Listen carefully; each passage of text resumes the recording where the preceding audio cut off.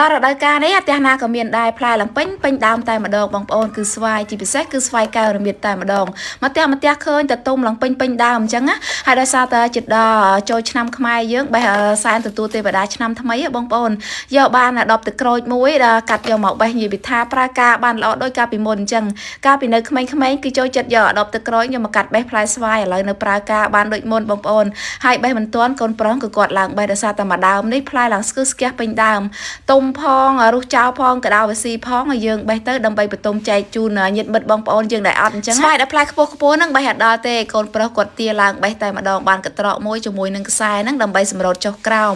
ហើយជាពីមកផ្ទះវិញឃើញផ្លែច្រើនដូចគ្នាអញ្ចឹងបងប្អូនគាត់ថាផ្លែស្វាយខ្មែរអត់សូវមានប្រមាណទេហើយបងប្អូនមើលកដៅស៊ីនិយាយពីថាម្ដង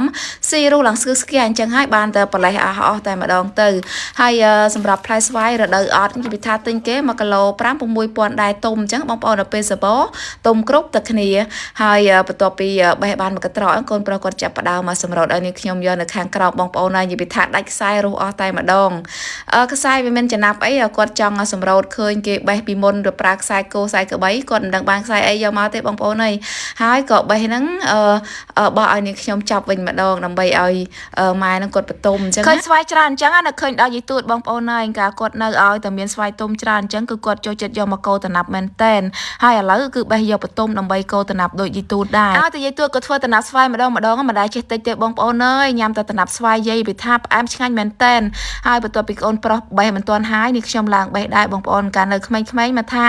ដើមខ្វិតដើមកសាំងតែមានបន្លាយ៉ាងណាក៏បេះដែរតម្រាំតែមានស្វាយបេះដូចចេះទៀតណានិយាយមិនដឹងសបាយយ៉ាងណាទេស្វាយខាងនេះផ្ទះណាក៏សម្បូរដែរប៉ុន្តែសម្រាប់គ្រួសារនាងខ្ញុំអត់ដែរចោលទេបងប្អូនគឺចូលចិត្តញ៉ាំស្វាយទុំមែនតែនជាពិសេសញ៉ាំជាមួយនឹងត្រីងៀតធ្វើជាដំណាប់នេះតែម្ដងហើយដោយសារតែជាផ្លែឈើធម្មជាតិដល់រដូវកាលវាបានផ្លែអត់យើងអត់ធ្វើដើមធ្វើអីដូចគេអញ្ចឹងគឺញ៉ាំដោយសុវត្ថិភាពហើយទោះរវល់ជាមួយនឹងការងារប្រចាំថ្ងៃច្រើនយ៉ាងណាក៏មិនដែលភ្លេចញ៉ាំជាមួយនឹង NAD+ Skin យ៉ាងដែរគឺជាវីតាមីនជួយពន្យាភាពចាស់ជាផលិតផលរបស់ក្រុមហ៊ុនចាយសុភាពសារធម្មជាតិ24ញ៉ាំមួយថ្ងៃ2គ្រាប់ជួយរក្សាវ័យយើងកុំឲ្យចាស់ជ្រឿជ្រួញឲ្យគេងលក់ស្រួលមានកម្លាំងមានថាមពលជួយបង្កើនការចងចាំបងប្អូនអាចរកទិញបានតាមតូបតាមផ្សារតាមអសតស្ថាននិងម៉ាត25ខេត្តក្រុង